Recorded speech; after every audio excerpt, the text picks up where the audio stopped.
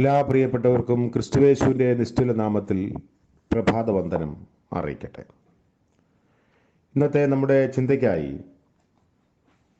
വെളിപ്പാട് പുസ്തകം 2-ാം അധ്യായത്തിൻ്റെ 10-ാം വാക്യത്തിൻ്റെ അവസാന ഭാഗവും 11-ാം വാക്യവും. വെളിപ്പാട് 2-ന്റെ 10-ഉം 11-ഉം. 10 ദിവസം നിങ്ങൾക്ക് ഉപദ്രവം ഉണ്ടാകും. മരണപര്യന്തം വിശ്വസ്തനായിരിക്കാം, എന്നാൽ ഞാൻ ജീവകിരീടം നിനക്ക് തരും. ആത്മാവ് സഭകളോട് പറയുന്നത് എന്തെന്ന് ചെവിയുള്ളവൻ കേൾക്കട്ടെ. ജയിക്കുന്നവന് 2-ാം മരണത്താൽ ദോഷം വരികയില്ല. കർത്താവിൻ്റെ പരിശുദ്ധ നാമം വാഴ്ത്തപ്പെടുമാറാകട്ടെ. മറ്റൊരു പ്രഭാതം ദൈവം നമുക്ക് ദാനമായി നൽകിയിരിക്കുന്നു. വെളിപ്പാട് പുസ്തകം 2-ാം അധ്യായത്തിൽ സ്മുർണയിലെ സഭയ്ക്ക് ഉണ്ടാകുന്ന ഉപദ്രവവും അതിൻ്റെ പ്രതിഫലവും വളരെ വ്യക്തമായി രേഖപ്പെടുത്തുന്നു. യഹൂദ പ്രമാണികൾ അവരെ ഇളക്കി ക്രിസ്ത്യാനികൾക്കെതിരായുള്ള ശിക്ഷാ നടപടികൾക്ക് കാഠിന്യവും വേഗവും വർദ്ധിപ്പിച്ചു. അതായത് റോമ ഗവൺമെൻറ്റിനെ ക്രിസ്ത്യാനികൾക്കെതിരെ തിരിച്ചുവിടുന്നതിൽ യഹൂദന്മാർ ഒരു പരിധിവരെ വിജയിച്ചിരുന്നു. സാത്താൻ്റെ സുനഗോഗ് എന്ന ശൈലി പ്രയോഗത്തിൽ വന്നത് യഹോവയുടെ സുനഗോഗ് അഥവാ സഭായോഗം എന്ന പഴയ നിയമ പദപ്രയോഗത്തിൻ്റെ വിപരീതമാണ്. അതാണ് യോഹന്നാൻ ഇവിടെ പ്രയോഗിക്കുന്നത്. സംഖ്യാപുസ്തകം 16-ാം അധ്യായത്തിൻ്റെ 3-ാം വാക്യത്തിൽ യഹോവയുടെ സുനഗോഗ് എന്നുള്ളതുണ്ട്. അതിനെ സാത്താൻ്റെ പള്ളി എന്ന തരത്തിലേക്ക് മാറ്റി പറയാനുള്ള കാരണം സ്മുർണയിലെ സഭയോട് അത്രമാത്രം ഉപദ്രവം ഇവർ കാണിച്ചു എന്നതാണ്. നിങ്ങൾ ദൈവത്തിൻ്റെ സഭായോഗമല്ല, സാത്താൻ്റെ കൂട്ടമാണ് എന്നാണ് ഇതിനെ അർത്ഥം. ദൈവത്തെ വികൃതമായി ചിത്രീകരിച്ച് ആളുകളോട് ഇവരെക്കുറിച്ച് ദോഷമായിട്ടൊക്കെ പറയാൻ യഹൂദന്മാർ ശ്രമിക്കുന്നു. ഒരിക്കൽ ലോകപ്രശസ്ത കൺവെൻഷൻ പ്രസംഗകനായിരുന്ന ജോൺ വെസ്ലി പറഞ്ഞു, നിങ്ങളുടെ ദൈവം എൻ്റെ പിശാചാണ്. അതായത് സഭയ്ക്ക് വിപരീതമായി നിൽക്കുന്ന ആളുകളോട് പറയുന്നതാണ്. മതത്തെ തിന്മയുടെയും ക്രൂരതയുടെയും ഹീന പ്രവൃത്തികളുടെയും മറയായി ദുരുപയോഗപ്പെടുത്തുമ്പോൾ അതൊരു ഭയങ്കര വിപത്തായിത്തീരുന്നു.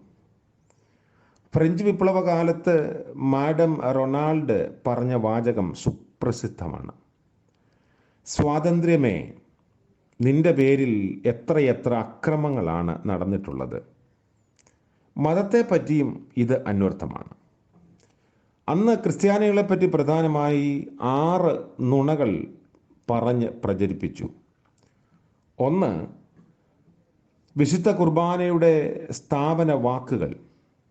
ഇത് എൻ്റെ ശരീരമാകുന്നു, ഇത് എൻ്റെ രക്തമാകുന്നു. നരഭോജികളുടെ മുദ്രാവാക്യമായി ഇതിനെ ദുർവ്യാഖ്യാനം ചെയ്തു. 2-ാമത്തെ ആരോപണം, ക്രിസ്ത്യാനികൾ സഭായോഗങ്ങളിൽ നടത്തി വന്ന സ്നേഹവിരുന്നുകൾ ലൈംഗിക ആസക്തിയുടെയും കാമസംതൃപ്തിയുടെയും കേളീരംഗമായി തെറ്റിദ്ധരിക്കപ്പെട്ടിരുന്നു. വിശുദ്ധ ചുംബനം അതിന് തെളിവായി അവരെ എടുത്തു കാണിച്ചു. 3-ാമത്, കുടുംബങ്ങളിൽ നിന്ന് കുറേ പേർ മാത്രം ക്രിസ്ത്യ വിശ്വാസത്തിലേക്ക് വരികയും സ്നാനമേൽക്കുകയും ചെയ്തതിൻ്റെ ഫലമായി സംജാതമായ ഒരു സാഹചര്യം ക്രിസ്ത്യാനികൾ കുടുംബകലഹവും കുടുംബത്തകർച്ചയും സൃഷ്ടിക്കുന്നവരാണെന്ന തെറ്റിദ്ധാരണയ്ക്കും ദുഷ്പ്രചാരണത്തിനും കാരണമായി തീർന്നു.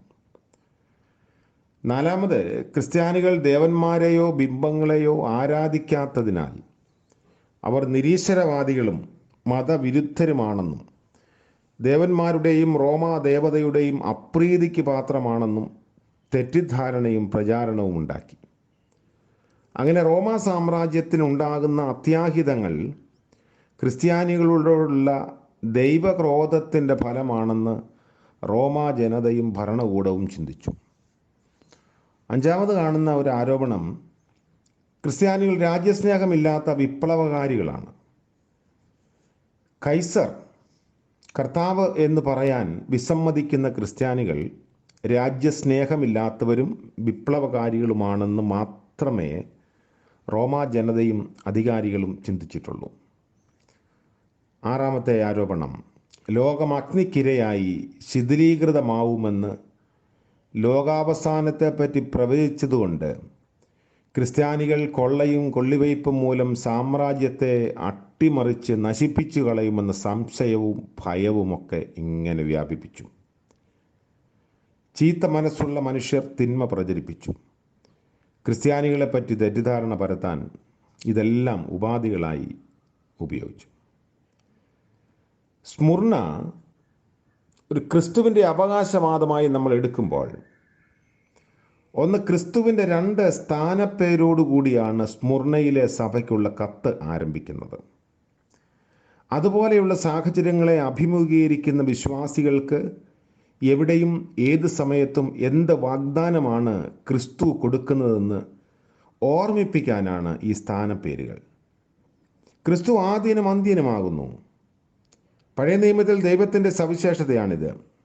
യെശയ്യാപ്രവാചകന്റെ പുസ്തകം 44-ാം അധ്യായത്തിലും 48-ലും ഒക്കെ ഇതിനെ വായിക്കാൻ സാധിക്കുന്നു.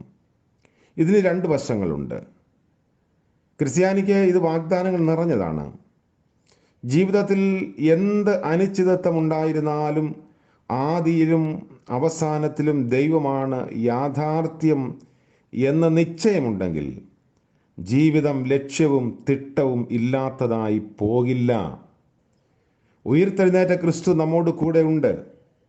എല്ലായ്പ്പോഴും ലോകാവസാനം വരെ ദൈവം നമ്മോട് കൂടെയുണ്ടെന്ന് വാഗ്ദാനം നൽകിയിരിക്കുന്നു. പിന്നെ ഭയം എന്തിനാണ്? സ്മുർണയിലെ പുറജാതിക്കാർക്ക് ഇതൊരു മുന്നറിയിപ്പായിരുന്നു. ഇവിടെ മനുഷ്യൻ്റെ അഹംഭാവം അർത്ഥശൂന്യമായി തീർന്നു. ഈ ലോകത്തിലെ സ്ഥാനമാനങ്ങൾക്കും ബഹുമതികൾക്കും എന്താണ് അർത്ഥം? ജൂലിയൻ ചക്രവർത്തി ക്രിസ്തുമാർഗത്തെ നിരോധിച്ച് പഴയ ദേവന്മാരെ തിരികെ കൊണ്ടുവരാൻ ഒരു ശ്രമം നടത്തി. അത് പരാജയപ്പെട്ടപ്പോൾ അദ്ദേഹം പറഞ്ഞു, പുറത്തു നിന്ന് ക്രിസ്തുവിനെ തോളിൽ കയറ്റുന്ന ചുമതല എൻ്റേതല്ല. അതുകൊണ്ട് സ്മുർണയിലെ സഭയ്ക്ക് നൽകുന്ന കരുത്താണ് യേശുക്രിസ്തുവിൻ്റെ വിശേഷണമായി ഇതിൻ്റെ ആരംഭത്തിൽ നമ്മൾ കാണുന്നത്. രണ്ടാമത്, ക്രിസ്തു മരിച്ചവനായിരുന്നു, വീണ്ടും ജീവിക്കുന്നു. ഇവിടെ ക്രിയാകാലങ്ങളൊക്കെ വളരെ ശ്രദ്ധേയമാണ്. അവൻ മരിച്ചവനായി തീർന്നു എന്നാണ് അതിൻ്റെ മൂലപദത്തിൻ്റെ അർത്ഥം. അത് ക്രിസ്തു കടന്നുപോയ ഒരു അനുഭവം മാത്രമായിരുന്നു. എന്നാൽ വീണ്ടും ജീവിക്കുന്നു എന്ന പദപ്രയോഗം ഗ്രീക്ക് വേദപുസ്തകത്തിൽ വർത്തമാനകാലത്തിൻ്റെ തുടർച്ചയല്ല, പിന്നെ ഒരിക്കലായി സാധിച്ചു കഴിഞ്ഞ ഒരു പ്രവൃത്തിയാണ്. യേശുക്രിസ്തു എഴുന്നേറ്റു എന്നത് കൂടുതൽ അരക്കിട്ട് ഉറപ്പിക്കാനാണ് ഇവിടെ ശ്രമിക്കുന്നത്. അവൻ ക്രൂശിൽ മരിച്ചു, അടക്കപ്പെട്ടു, 3-ാം ദിവസം ഉയർത്തെഴുന്നേറ്റു. ക്രിസ്തു അനുഭവിക്കാത്തതൊന്നും സ്മുർണയിലെ ക്രിസ്ത്യാനികൾ അനുഭവിച്ചിട്ടില്ല. ജയാളിയായ ക്രിസ്തു മനുഷ്യൻ്റെ ദുഷ്ടതയുടെ മൂർത്തീകരണമായ ക്രൂശിനെ അതിജീവിച്ചവനാണ്. ക്രൂശ് വഹിപ്പാൻ ആഹ്വാനം ചെയ്യുക മാത്രമല്ല, അതിനുവേണ്ട ശക്തിയും അവൻ പ്രദാനം ചെയ്യുന്നു. അതുകൊണ്ടാണ് മരണപര്യന്തം വിശ്വസ്തരായിരിക്കണം എന്ന് ആവശ്യപ്പെടുന്നത്. വിശ്വസ്തത എന്ന ആശയം സ്മുർണയുടെ ചരിത്ര പശ്ചാത്തലത്തിൽ മുഴച്ചു നിന്നത് സ്മുർണയിലെ ക്രിസ്ത്യാനികൾക്ക് ഗ്രഹിക്കാൻ ഒട്ടും പ്രയാസമില്ലായിരുന്നു. കഷ്ടതയുടെ കോഡുഭാഷകളെല്ലാം തിരിച്ചറിയാൻ അനുഭവം കൊണ്ട് ആർജവമുള്ളവരായിരുന്നു സ്മുർണയിലെ ക്രിസ്ത്യാനികൾ.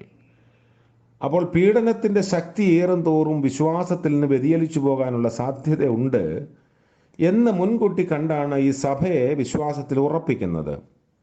നിങ്ങളോട് കൂടെയുള്ളവൻ, അതായത് ക്രിസ്തു, കഷ്ടതയിലൂടെ കടന്നുപോയവനാണ്. അവൻ മരിച്ചു, ഉയർത്തെഴുന്നേറ്റു, ജീവിക്കുന്നു, വീണ്ടും വരും. അതുകൊണ്ട് ഈ കഷ്ടതയുടെ മധ്യത്തിലും നിലനിൽക്കാൻ നിങ്ങൾക്ക് സാധിക്കണം എന്ന ശക്തമായ ആഹ്വാനം സഭയ്ക്ക് നൽകുന്നു. ഇന്നും സഭയ്ക്ക് ഈ ഒരു ആഹ്വാനം ദൈവവചനത്തിലൂടെ നിരന്തരം ലഭിക്കുന്നുണ്ട്.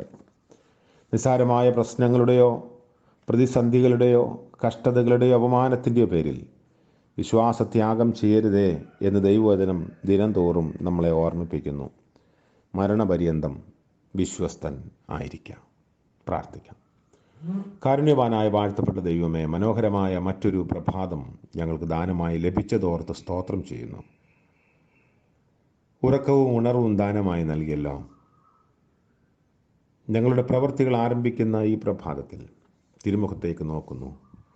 ഇന്നത്തെ ഞങ്ങളുടെ ജോലിവേലകളിലും ഞങ്ങളുടെ ആവശ്യങ്ങളിലും അവിടുന്ന് കൂടെ ഇരുന്ന് വഴിയും വാതിലുകളും തുറക്കണമേ. കർത്താവേ, ഞങ്ങളുടെ അവിശ്വസ്തതകൾ ഞങ്ങളോട് ക്ഷമിക്കണമേ. നീതിയോടുകൂടി ദൈവസന്നിധിയിലായിരിക്കാൻ ഞങ്ങളെ സഹായിക്കണമേ. ക്രിസ്തുവിനോടുള്ള ബന്ധത്തിൽ ഞങ്ങൾ കൂടുതൽ മുതിർന്നു വരുവാൻ സഹായിക്കണമേ. കർത്താവിൻ്റെ കരുണയിലടി ഞങ്ങൾ ആശ്രയിക്കുന്നു. ആരും ലജ്ജിതരായി പോകുവാൻ ഇന്നത്തെ പകൽക്കാലം അവിടുന്ന് ഇടയാക്കരുതേ. പ്രിയപ്പെട്ടവരുടെ വേർപാടിൽ ദുഃഖിക്കുന്ന കുടുംബങ്ങളെ ഓർക്കുന്നു. കർത്താവെ, ആശ്വാസവും ധൈര്യവും പ്രത്യാശയും നൽകണമേ.